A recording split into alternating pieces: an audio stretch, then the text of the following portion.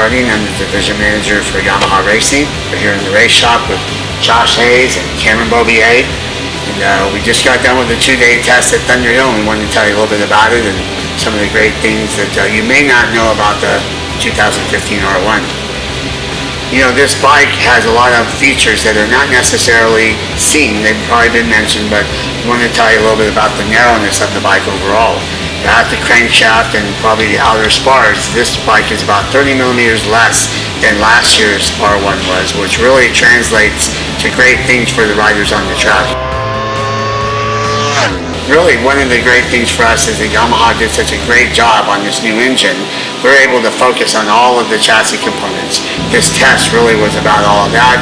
Graves built us a brand new exhaust pipe to go with this engine, and a few other little changes that we needed to add some fuel to this to manage the length of the races that we have. So this standard tank was such a great design. We really tried to keep that into this prototype model that we made. And you can see the contour that from the rider's seat to the tank, this nice smooth area here really allows the riders to get up on the front of the tank and carve through corners.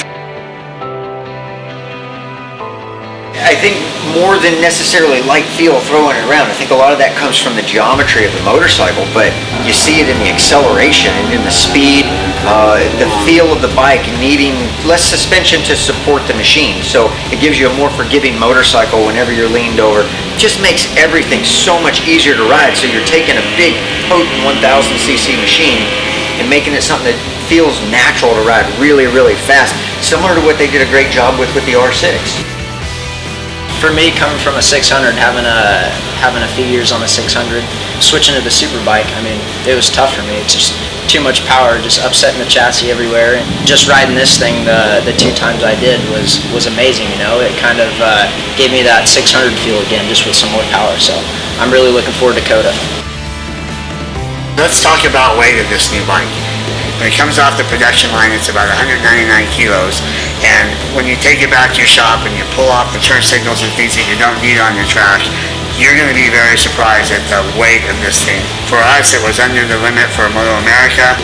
It really means we don't have to do a bunch of exotic metals and nuts and bolts to bring it to the weight limit. And for you as a track day bike, you take these things off and you go to the track and you have the same thing. It's just going to save you money and give you a great package all in one thing. Well, that's just a few of the things that you may not know about if you haven't read them. They really are important to us on the racetrack. And stay tuned for the next test, and we hope to give you some more feedback on how that went.